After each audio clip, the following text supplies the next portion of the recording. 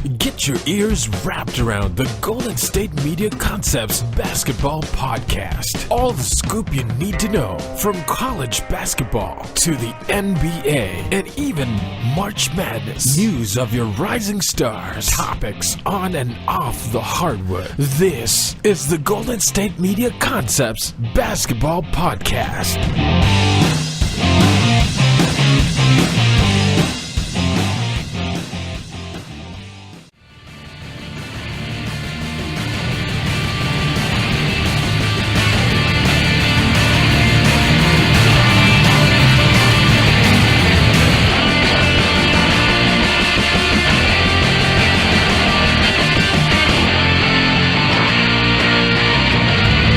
All right, and welcome to the GSMC Basketball Podcast. This episode is brought to you by the GSMC Podcast Network, and I am your host, Jesse Tapia. All right, so All-Star Weekend has concluded. Team LeBron beat Team Steph. All right, we're going to talk about the All-Star Game, give my thoughts on it, pretty much talk about All-Star Weekend for this first segment, and pretty much anything else that comes to mind as far as All-Star Weekend goes. Like the weekend recap is what we'll be doing. Then for the next segment, I saw that Adam Silver gave a comment about how they're seriously thinking of changing the playoff format just from having the best teams 1 through 16 with the best records out there instead of the East-West type of thing that they have right now. So I'll give my thoughts on that.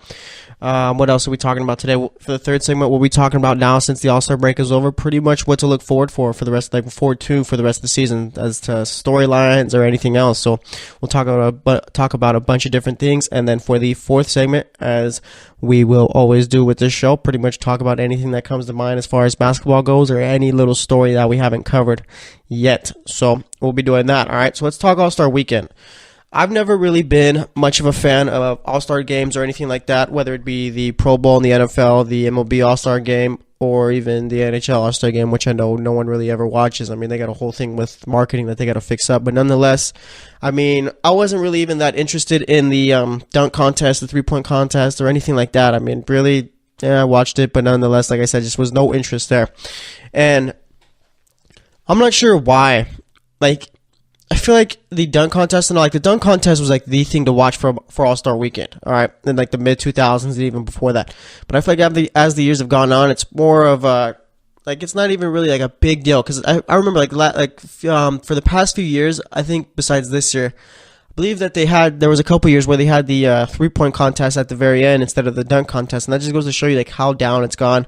And I know the dunks this year were pretty good, but nonetheless, I mean, I don't know. I just feel like it's kind of lost its little spark or anything like that as far as getting excited for it, but nonetheless, I mean, I don't know. I don't really know how to consider this All-Star Weekend. Was it a success or was it bad?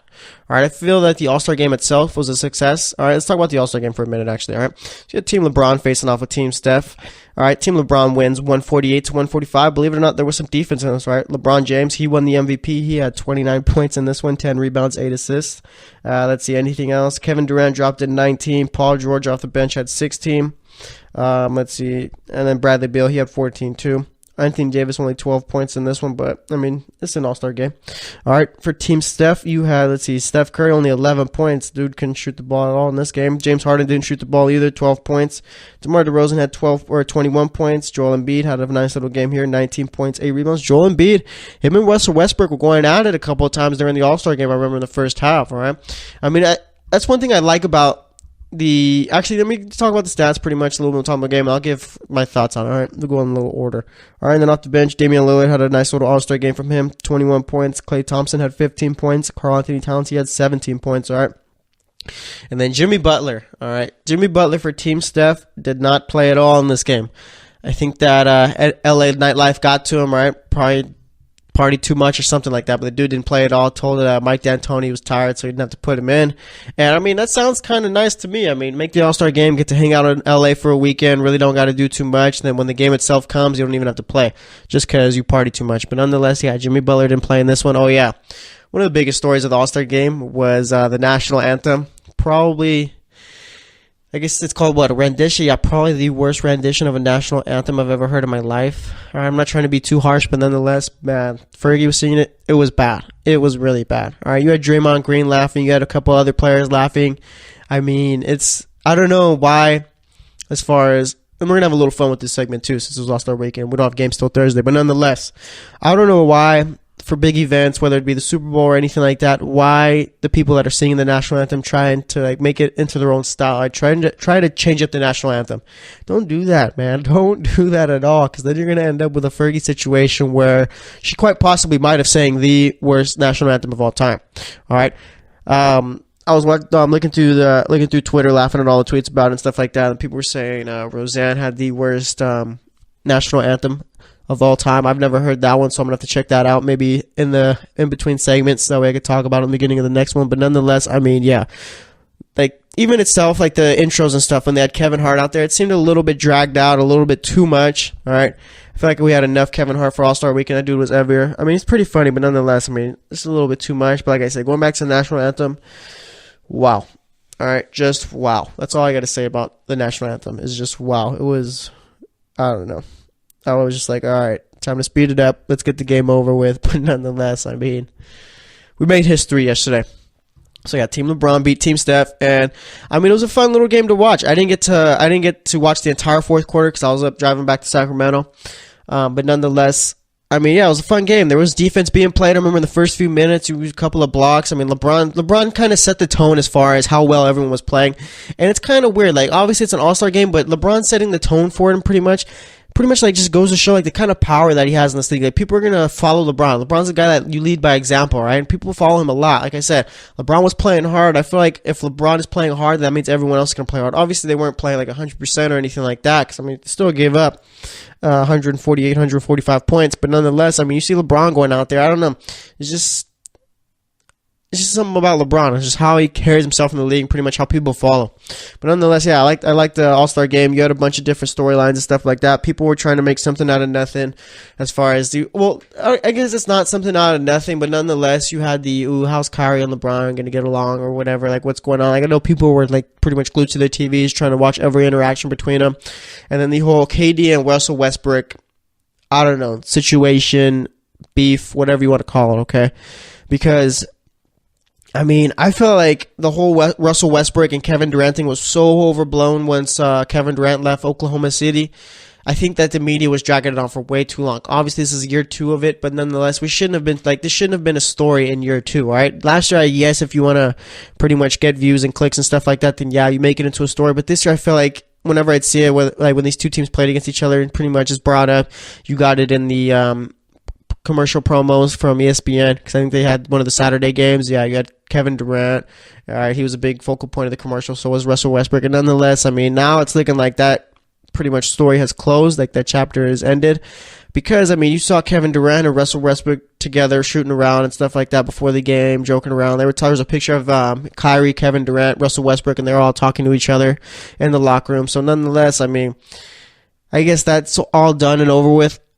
Again, I never really enjoyed the storyline. Okay, I thought it was like really overblown. I do understand the whole Kevin Durant leaving to go join the best team, or Russell Westbrook feeling like kind of slighted by it or whatever. But nonetheless, I mean, I don't know. I just never thought it was a real true story. I feel like the media was just milking it way too much. And as far as Kyrie and LeBron, I mean, that's nothing like the Westbrook and Durant situation, right? Durant left his team to go play for the best, and Kyrie, yeah, he did. Well, he got traded, but sure enough, I mean, he did want to be traded. So, I mean, he asked for a trade and went to the Celtics. But then, like, either way, I mean, it's not like Kyrie Irving and LeBron James had a bad relationship at the end or anything like that. It just feels more Kyrie, because obviously in sports, whenever you play with the best, like if you have the best player in the world on your team in that respective sport, you're always going to be under their shadow, right? Whether it's like, for example, whether it's anyone playing with Tom Brady on the Patriots, whether it's in the MLB, I guess, playing with Bryce Harper or anything like that, or even in soccer where you're playing like the Neymar and Messi thing, right? When you're on Barcelona,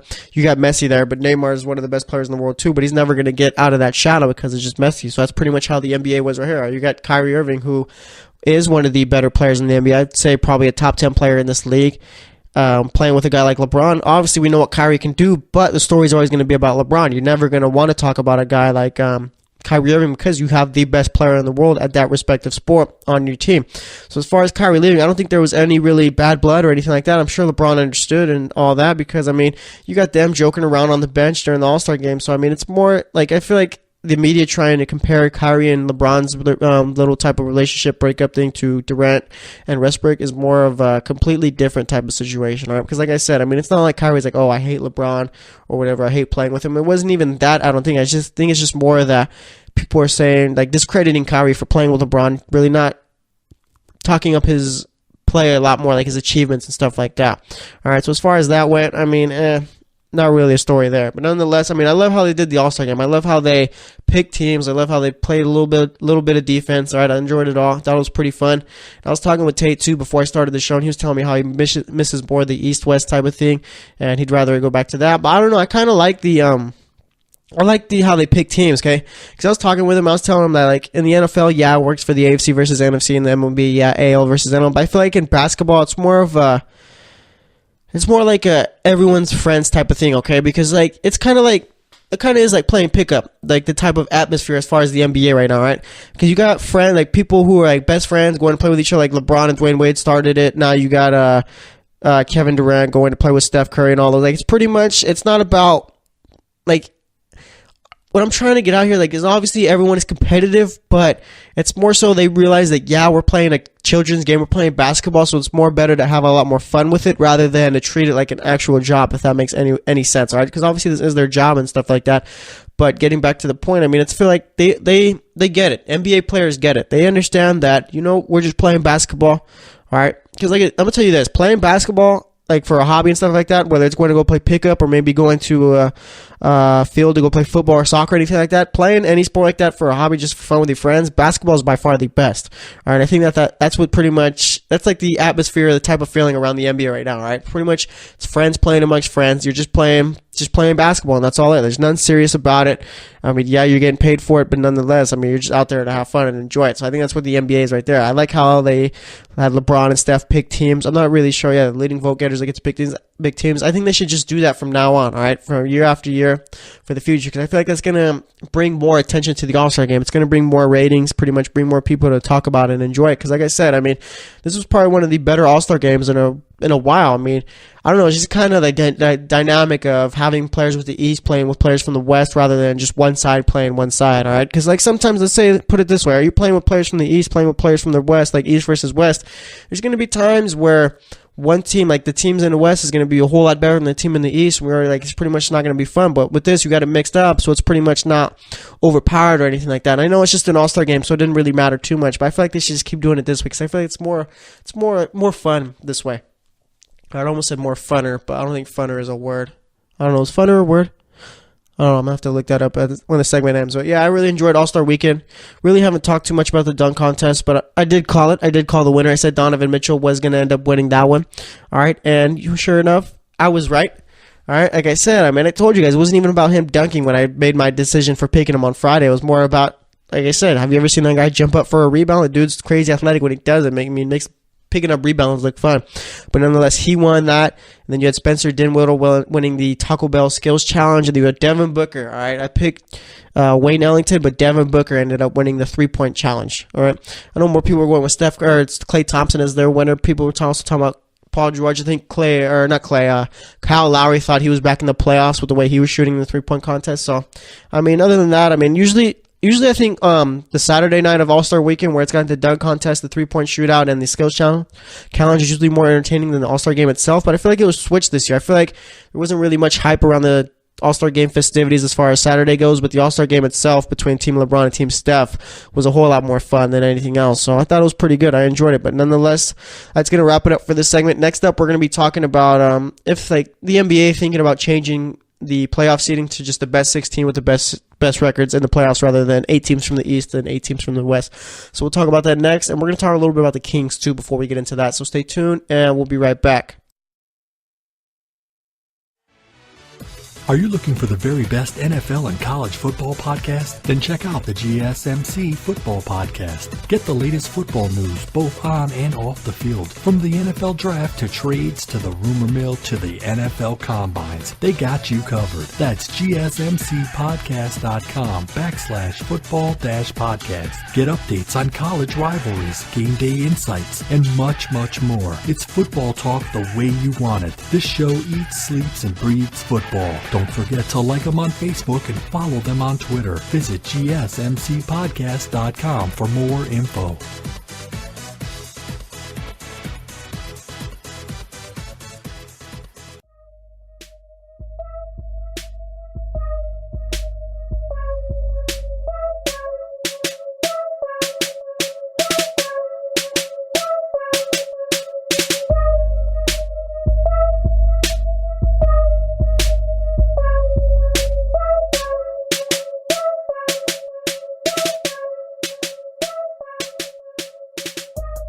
Alright, and welcome back to the GSMC Basketball Podcast.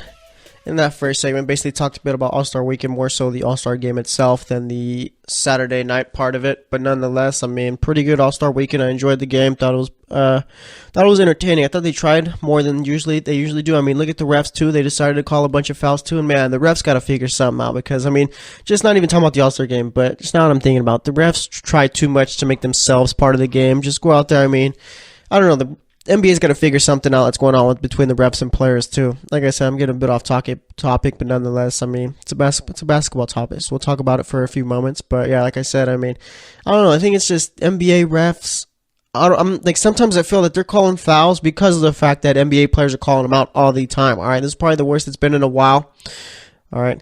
And I feel like even with the Tim Donaghy stuff that happened way back when and all that, I feel like the NBA's really just got to figure out what's going on with the refs. And I'm not saying anything like that is happening, but just more so keep the refs out the news as far as the NBA goes and pretty much just tell them, you guys are just NBA refs, all right? It's not about you. The players, it's about the players. So if there's a foul, call it. But, I mean, don't get your feelings hurt if a player gets mad at you. I feel like that's more so what it is. Because, like I said, I mean, you got guys like Draymond Green yelling at refs all the time. James Harden yelling at refs all the time. And I'm sure the refs, like they're humans, they take that personal. So they're going to go out and maybe make a call that, yeah, probably wasn't a foul, but I'm going to call it anyways, all right, just to get back at them. So I feel like that's one thing the refs got to get over, right?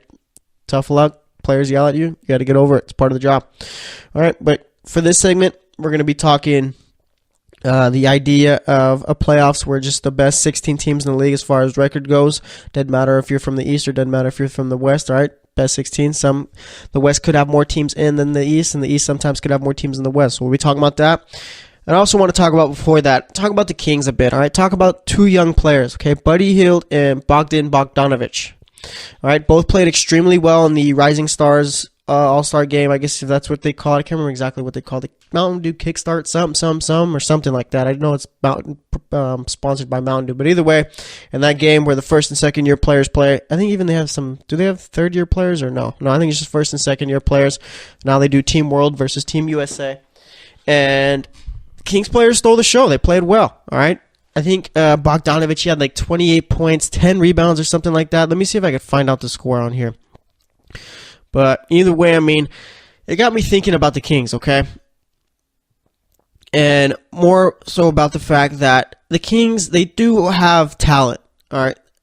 That's not, all right, yeah, so let me get into it right here. Bogdanovic, he had 26 points, 4 rebounds, 6 assists. Let's see, what did Buddy Hield do? Buddy Hield, he had, let me see right here. He shot 12 of 22, so he had to have 29 points and then 3 rebounds, 3 assists, all right? So they both played well.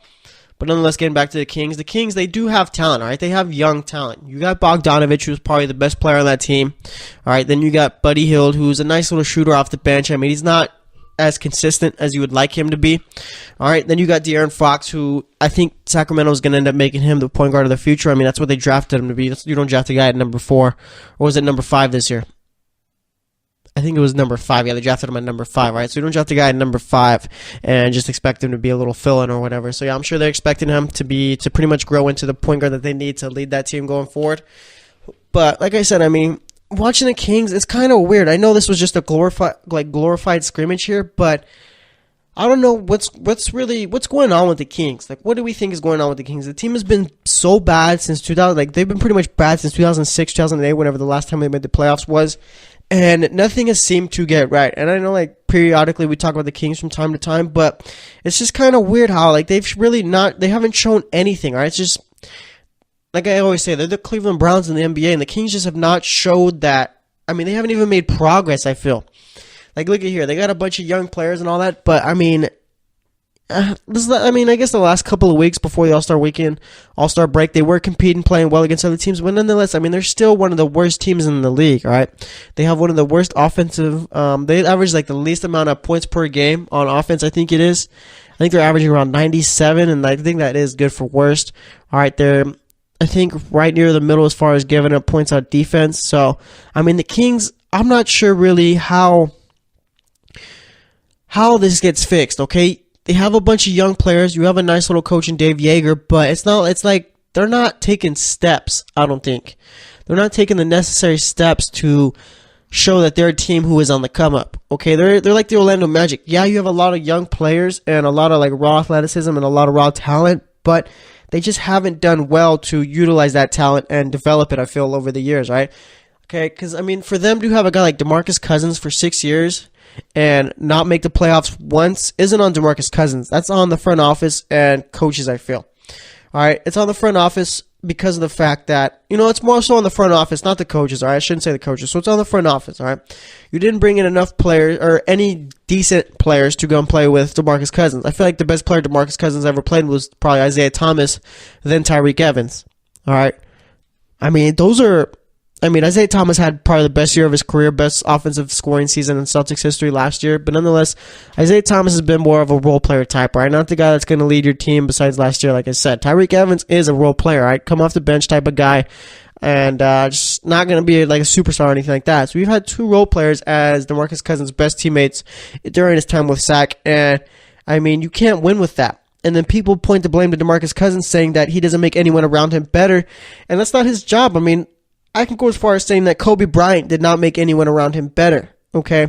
Kobe Bryant was not that type of player, I don't think. I think Kobe Bryant was a type where, I don't know, it's kind of weird. Kobe Bryant, as far as his play on the court, didn't make anyone better, but I feel he was more of a lead-by-example type of guy. Like Kobe's mentality and stuff like that is what players tried to match. So I guess you could say he made them better in that way, but more so just as far as on the court and their play, he just didn't really make anyone around him better.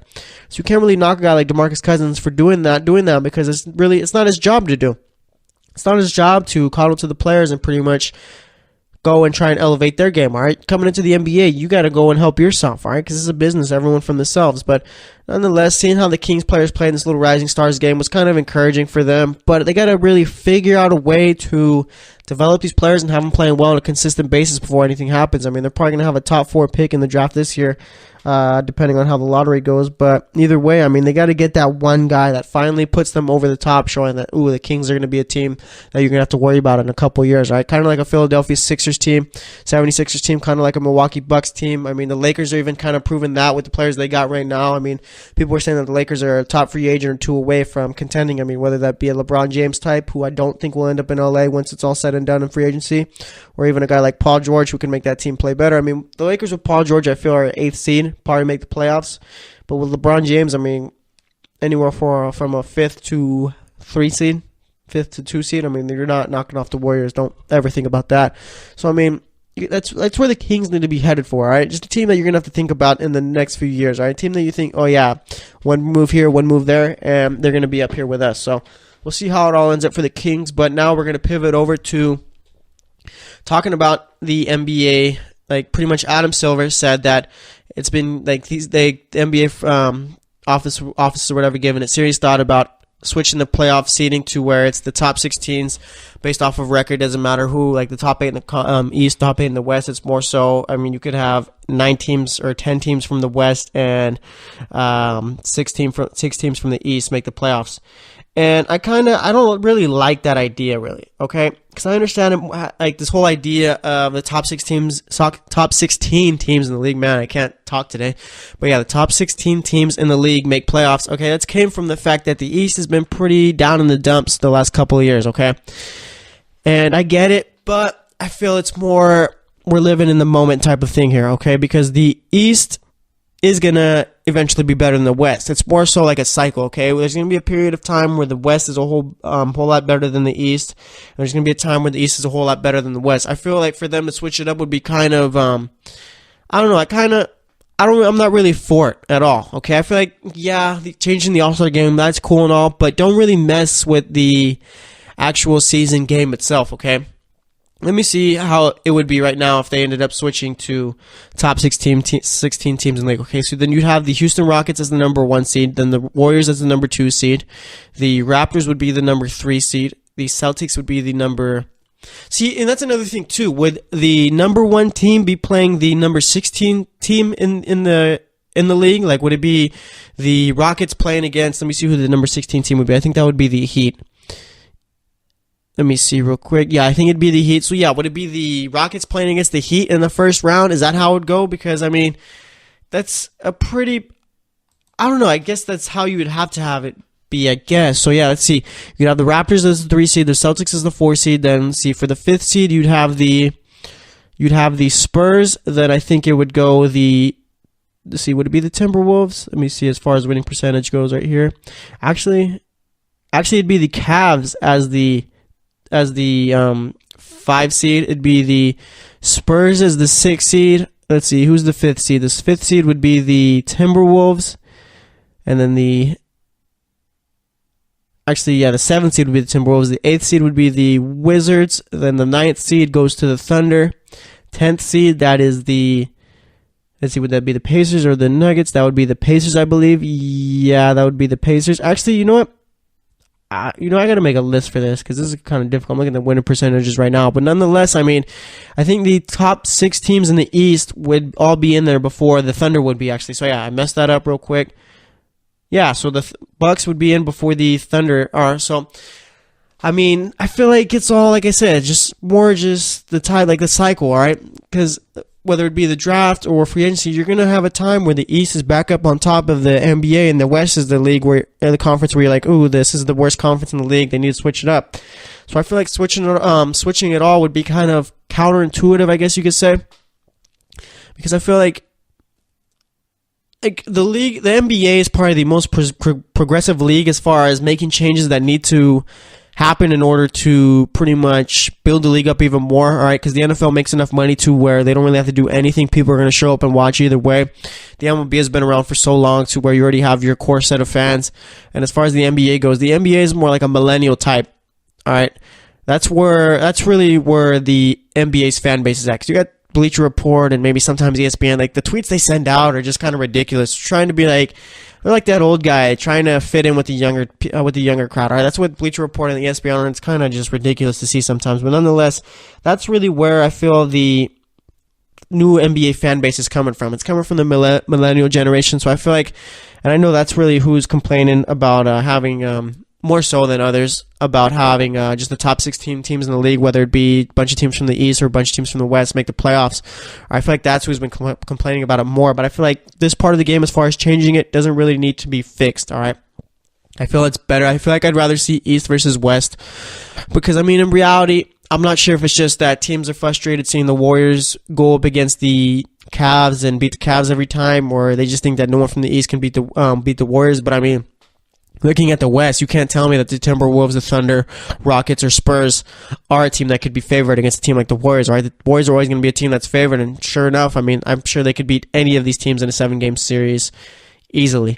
All right, the Rockets, I guess, would be the team that gives them the most trouble, but either way, I mean, I don't know, it'd be kind of weird just seeing the Rockets versus the Warriors in the NBA Finals. I feel like this is something that doesn't need to be changed, all right? Just let it play itself out. Eventually, like I said, the East is going to end up being a better conference than the West. So I feel like just don't mess with it. It's fine the way it is, all right? I really do hope that they do not change it. So that's all I got to say about that. Next up, we're going to be talking about post-All-Star break, talking about stories to watch for, teams to watch for, and pretty much anything else going on as far as the rest of the season goes. And like I said, for the 4th segment, we'll be talking about anything else going on in the NBA or just anything that comes to mind as far as basketball. Like I said, on Friday's show, we talked about how the Magic could have had Tim Duncan, but Doc Rivers said that no significant others were allowed on the plane. So we could do something like that in the 4th segment. Who knows? So stay tuned, and we'll be right back. Check out the show that's built on the MMA. From the UFC to extreme cage fighting, they got the fights covered. Check out the GSMC MMA podcast. Get the latest news on past or upcoming fights. Join us as we talk to and about some of the biggest names in the MMA, past, present, and future. When it's the fight game, there's just one show to check out. GSMCpodcast.com/MMA-podcast. Don't forget to like them on Facebook and follow them on Twitter. Visit GSMCpodcast.com for more info.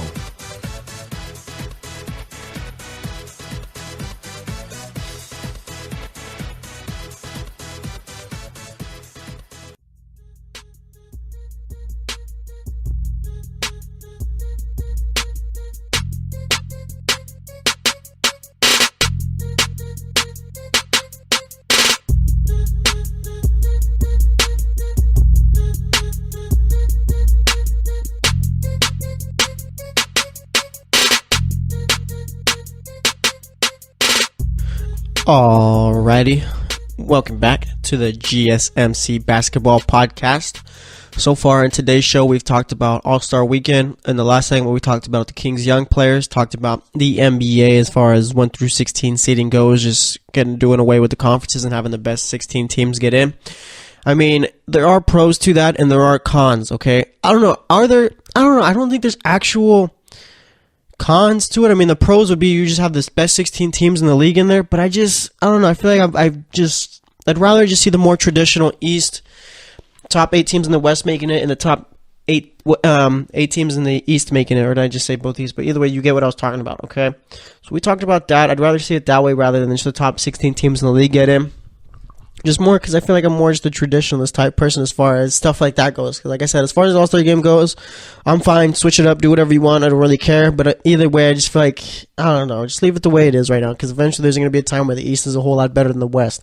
The West gets a lot of hype because they got Steph Curry, Klay Thompson, Draymond Green, and Kevin Durant all on one team. If you look at it, take the Rockets and Warriors away, I mean, the West really isn't nothing to write home about. All right, it's pretty even compared to the East. But nonetheless, we'll see how it all ends up. Adam Silver said there has been serious talks about it, so take that as you will. All right, we also talked about Fergie. Her little national anthem fiasco, I don't know, it was terrible. And she actually made an apology for it. I don't know, is it bad that I laughed? But either way, I mean, it's kind of weird how, like, I'm looking through the Bleacher Report news for NBA, looking through the NBA news on the ESPN website, and Fergie is a story. That's a story. That's why we're talking about the national anthem a bit. It's a story. It was really bad, but nonetheless, she gave an apology. Said she tried taking a risk, and oh boy, did she ever! All right, yeah, she gave an apology. So I guess let's forgive her. But that national anthem rendition is going down in infamy. Let me tell you. All right, so for this segment, we will be talking about now, since the All-Star break is over, it's time to shift it into second gear, all right? This is where the going gets tough, and you got to keep going, all right? This is where it gets serious. This is where the NBA free agency rumors start hyping up a bit, okay? This is where you see, can anyone knock off the Warriors? Can the Rockets keep it up, all right? Are the Cavs going to make their way back to the top of the East? All right, are the Raptors, are they going to be able to play well in the playoffs? Or is Kyle Lowry going to act like he's seen a ghost and not play well again? All right, what are the Celtics going to do? Is Gordon Hayward going to come back? Are they going to be able to knock off the Cavs this year? Or are they going to have to wait another year? All right, so those are all a bit of storylines going on. Let's see, maybe even some younger teams or some of the bad teams in the league, like the Knicks.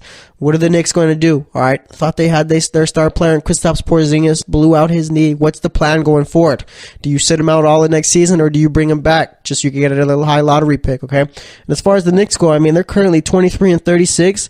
There's 1, 2, 3, let's see, their winning percentage is at .390. All right, there's 1, 2, 3, 4. Let's head to the West. Let's see, 5, 6, 7, 8. There's 8 teams with a worse record than the Knicks. All right. And the Knicks really got to go into full-on tank mode, because if they don't, then I'm not really sure. Like, I feel like the top 5, like, there's like the top 5 picks in the draft, you're going to be safe with whoever you get, I feel, because there's going to be a lot of good players as far as that.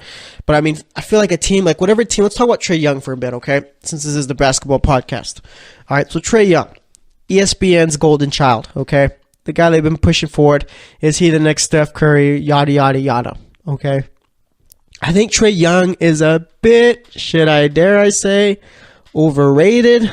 All right. I think he is. The dude shoots the ball. Like, let's put it this way. Yeah, he averages the most points in the nation. All right. Averages the most assists too. I like how he does average the most assists. All right. That's a good little stat there. But nonetheless, him averaging the most points in the league, I feel like it's kind of overblown. Dare I say it?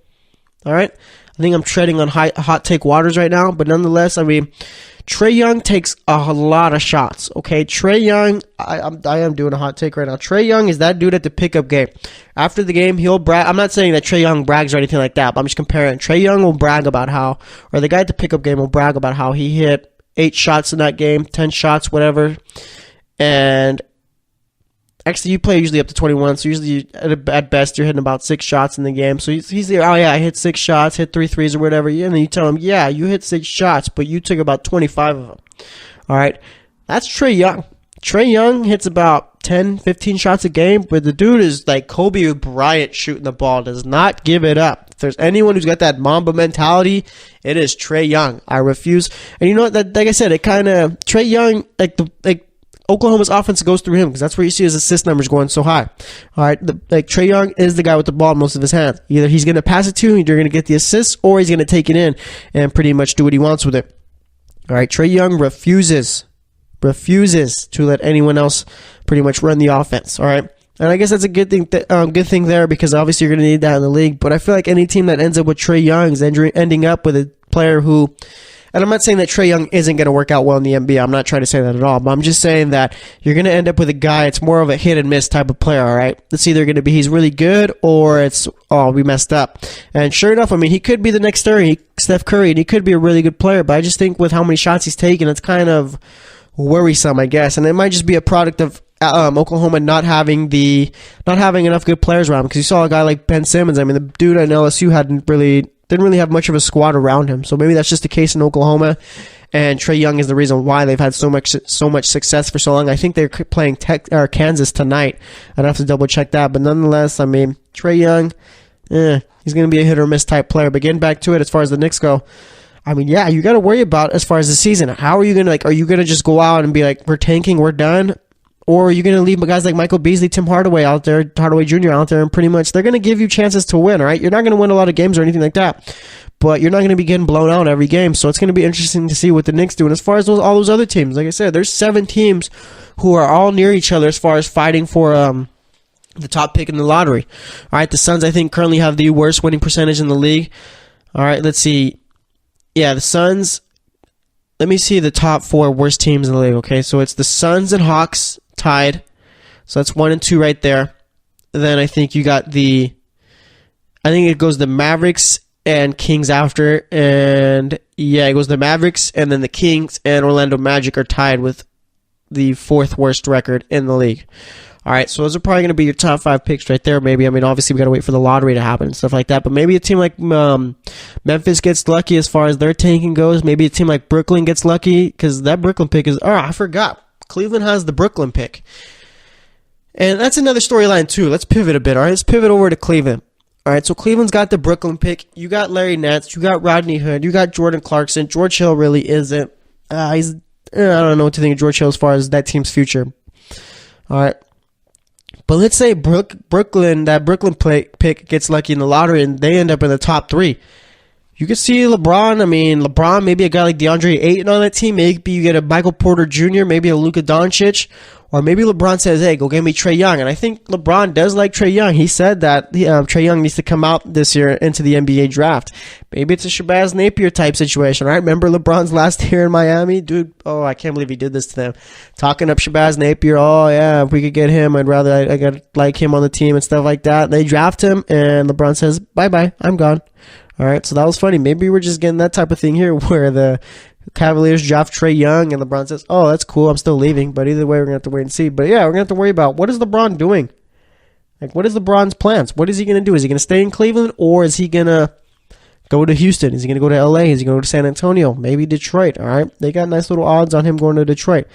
All right, and as far as LeBron goes, I mean, it's going to be interesting to see because I'm almost positive that the lottery, it does happen before free agency, I think. So maybe LeBron sees, okay, we got it's possible too that the Brooklyn Nets could have the first pick in the NBA draft this year. All right, because they think they do have like the 5th worst record in the league. I think possibly, I can't remember exactly, but I don't know. It's kind of weird. Like, Brooklyn's not going to be a team that's trying to tank because they have nothing to really play for. They have a first-round pick this year, but it's someone else's. I can't remember exactly whose first-round pick they have. But either way, it's going to be interesting to see where that Brooklyn pick lands, and it's going to be interesting to see how much that affects LeBron James, whether or not he stays or goes. All right, because if I had to make a pick right now, I'd say LeBron ends up on Houston. All right. You can get paid in Houston. You can also get paid in LA. All right, as far as basketball sense goes, you either stay in Cleveland or you go to Houston. As far as just pretty much real life and factors outside of the NBA go, you go to LA, I feel, all right? Because, I mean, I'm not the biggest fan of the city of LA. I'm more of a Bay Area type kid and stuff like that. I'd rather spend my time in Sacramento than I would in LA. I just do not like the city of LA whatsoever. But that's more because I don't have LA spending money, so I can't really enjoy it too much, all right? LeBron has LA spending money. He has Miami spending money, all right? He has everywhere in the world spending money.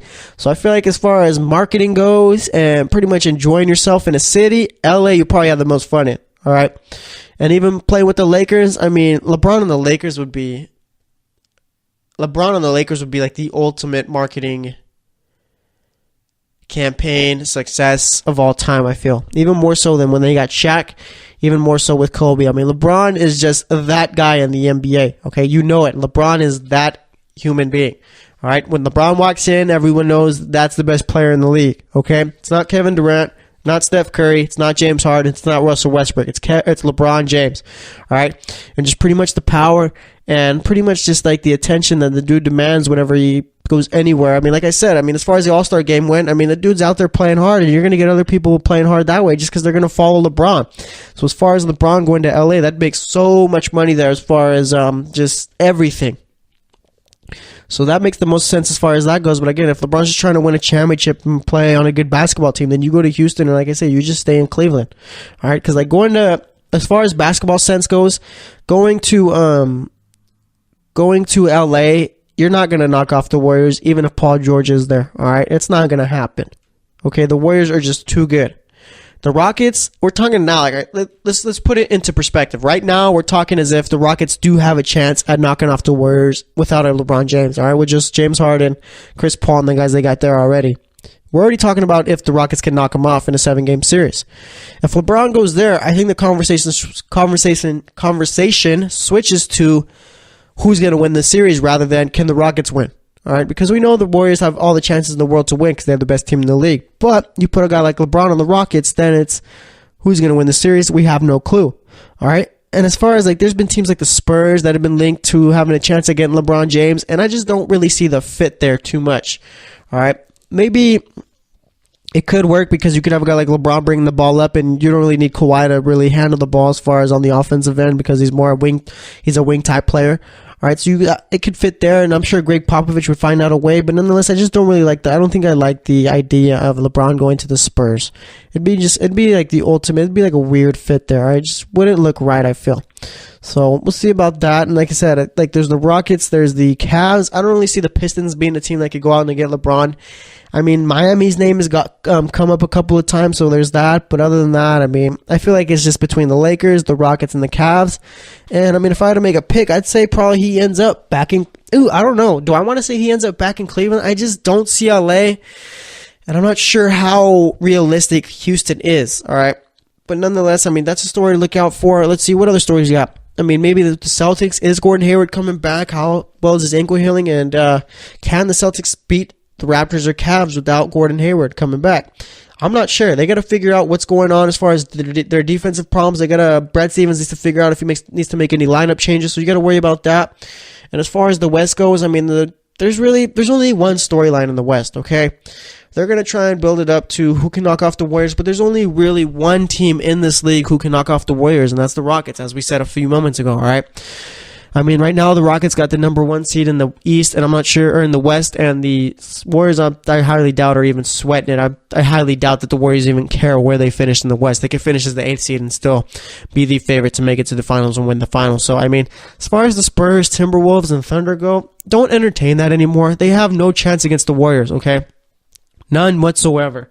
Maybe the Spurs with Kawhi have a chance, but that's it. They have a chance. Nothing else. All right. The Timberwolves, I just don't think that they're consistent enough to beat those top teams in the West. I'm not really sure what their record is, but I know it's not too good. And as far as the Thunder go, they're not a team good enough or well-equipped enough to compete with a team like the Warriors. So there's a bunch of other storylines we got to talk about. Maybe we'll push it over to the next segment as we talk about anything else going on in the world of basketball. But that's actually going to wrap it up for here. So stay tuned, and we'll be right back. Check out the show built around the women of MMA. From the UFC to the extreme cage fighting, we got the fights covered. Listen. It's the Golden State Media Concepts Women's MMA Podcast. The latest news of upcoming fights, discussions of previous matches. Join us as we talk to and about the biggest names in women's mixed martial arts, past, present, and future. When it's the women's fight game, you know where to listen to. The the Golden State Media Concepts Women's MMA Podcast.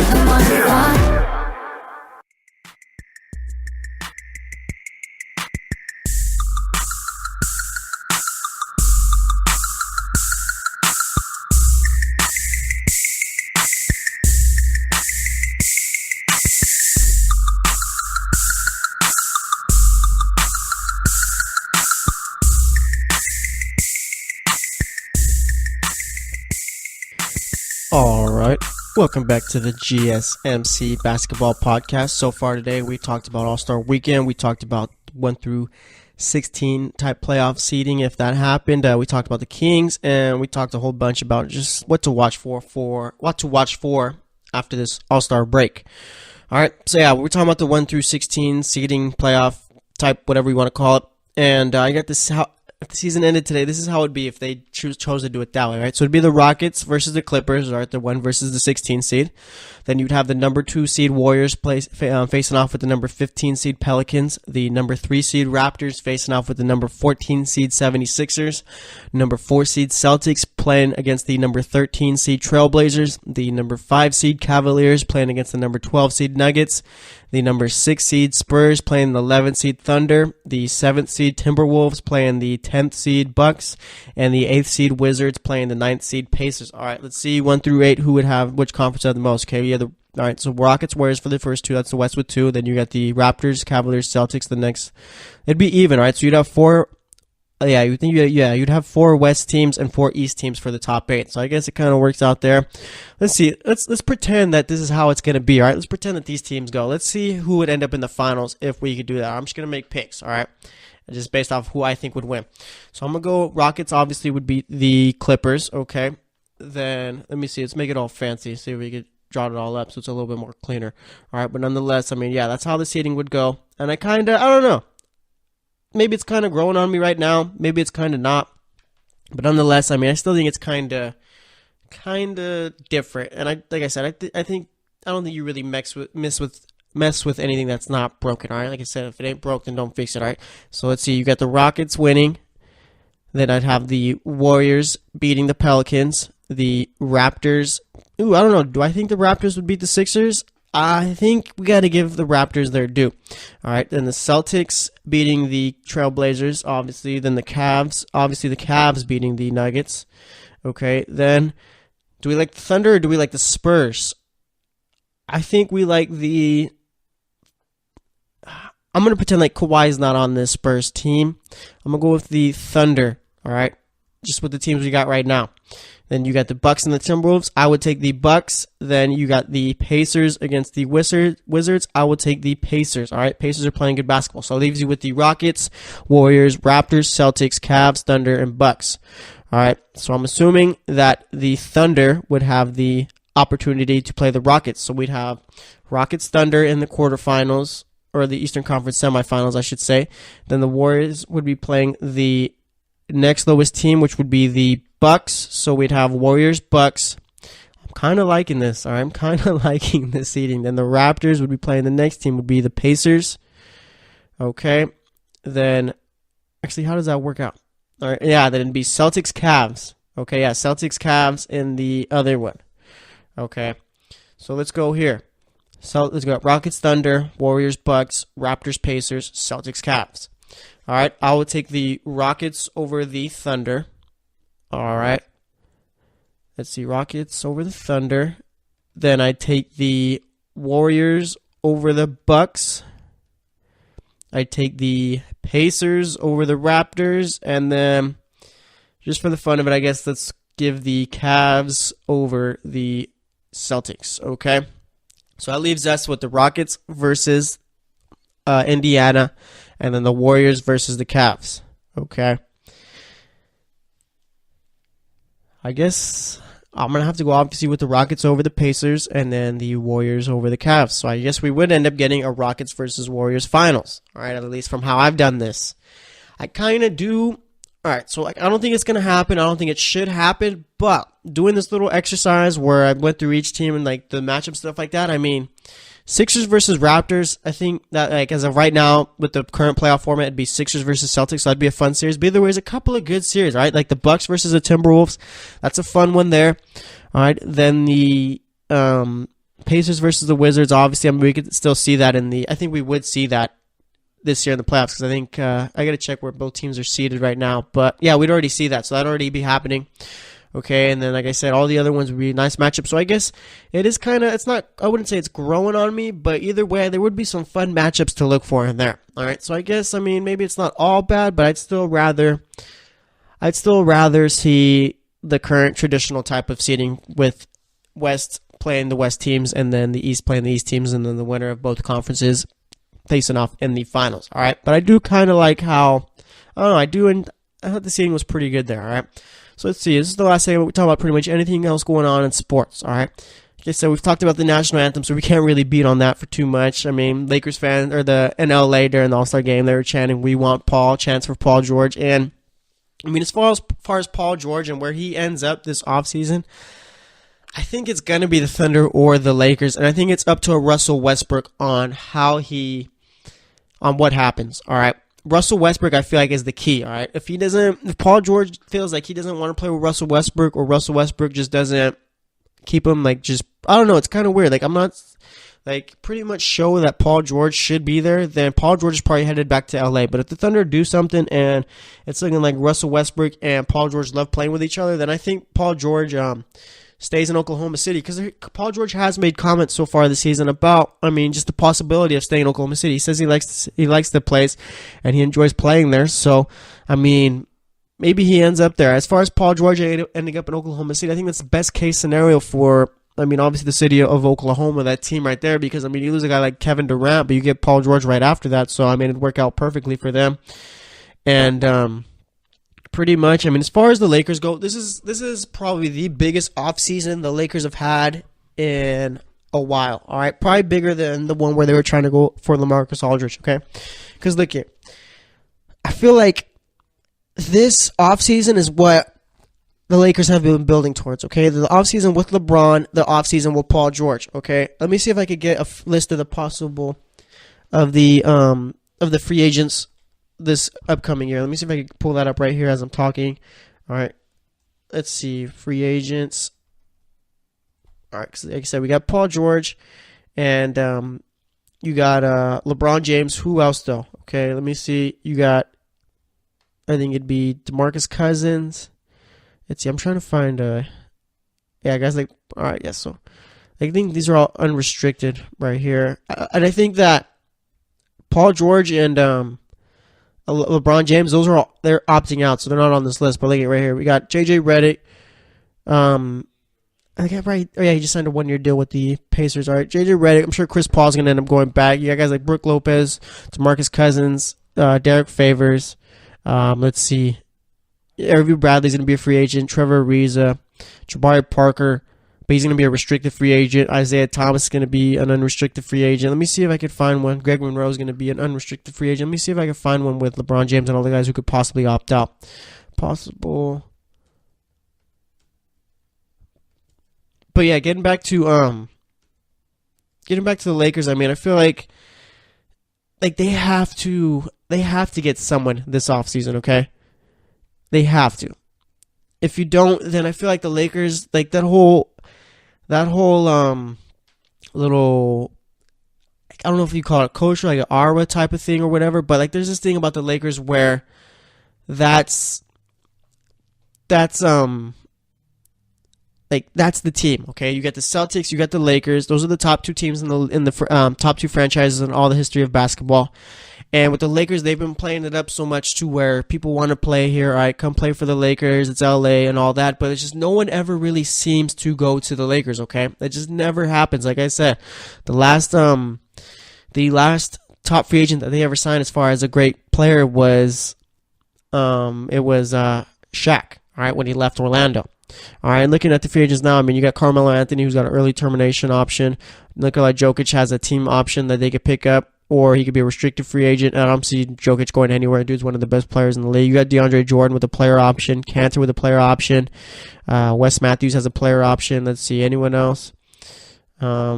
like I said, you got guys like LeBron and Paul George who could opt out too. So, I mean, it's gonna be interesting to see what happens with the Lakers, but they do have to get someone. If not, then I feel like this whole rebuild and all that, it kind of goes up in flames, I feel, because Magic Johnson has been pretty much, like, not telling us directly, but saying that, like, we're shifting our focus to free agency, whether it be 2018 or 2019, and the Lakers just got to get something done, because if not, they're going to turn into, I don't want to say a laughing stock, but I feel like this is going to be like the cherry on top as far as Lakers trying to get people in free agency. Because like I said, they were going hard at LaMarcus Aldridge, and he didn't want to go there. And I'm not sure if it's just because, I can't remember, did Kobe retire then or no? No, I don't think so. I think Kobe was still there. I think it was more people just not wanting to play with Kobe. But either way, the Lakers got to do something. If not, then they're going to be in a little bit of trouble, I feel. Because I don't even know if you could say that, though, because the Lakers do have a nice little young core. You got Lonzo Ball, you got Kyle Kuzma, you got Brandon Ingram, you got Randall, who I think is going to be a restricted free agent this year or unrestricted. Can't remember exactly unless they picked up his option on this. That was the year before. I think he's going to be an unrestricted free agent this year, all right? And then pretty much that's a nice little core 4 players right there. So if the Lakers don't get LeBron James or Paul George, I guess you could still rebuild, but nonetheless, I mean, they're going to have to answer something because they've been clearing up cap space and all that to go at it, make a run at these free agents. So it's going to be interesting seeing. Like I said, if I'm LeBron, I'm not even sure if I want to go to LA because, like, if it's just thinking about basketball terms, then if you're just thinking of basketball, then you're not going to beat the Warriors playing over there. And I feel like LeBron's legacy obviously is going to be him going down as one of the best players of all time. But there's going to be something in the back of his head where it's just, you couldn't really beat the Warriors. Yeah, he beat them one time, but I don't know. Maybe it's just something that's not really bugging him in the slightest. So, I mean, that's all I got to say about that right now. But that's going to wrap it up for today's show. Today we talked about, what did we talk about today? We talked about All-Star Weekend. We talked about the possible new playoff format. Talked about the Kings. Talked about the stories to look for post-All-Star break. And for this one, we pretty much talked about free agents a bit. Talked about the Lakers and all the other stuff going on in basketball. So, like I said, that's going to wrap it up for today. We'll be back on Wednesday. So, thanks for listening to the GSMC Basketball Podcast. I'm your host, Jesse Tapia. Stay tuned, and we'll talk to you later. You've been listening to the Golden State Media Concepts Basketball Podcast, part of the Golden State Media Concepts Podcast Network. You can find this show and others like it at www.gsmcpodcast.com. Download our podcast on iTunes, Stitcher, SoundCloud, and Google Play. Just type in GSMC to find all the shows from the Golden State Media Concepts Podcast Network, from movies to music, from sports to entertainment, and even weird news. You can also follow us on Twitter and on Facebook. Thank you, and we hope you have enjoyed today's program.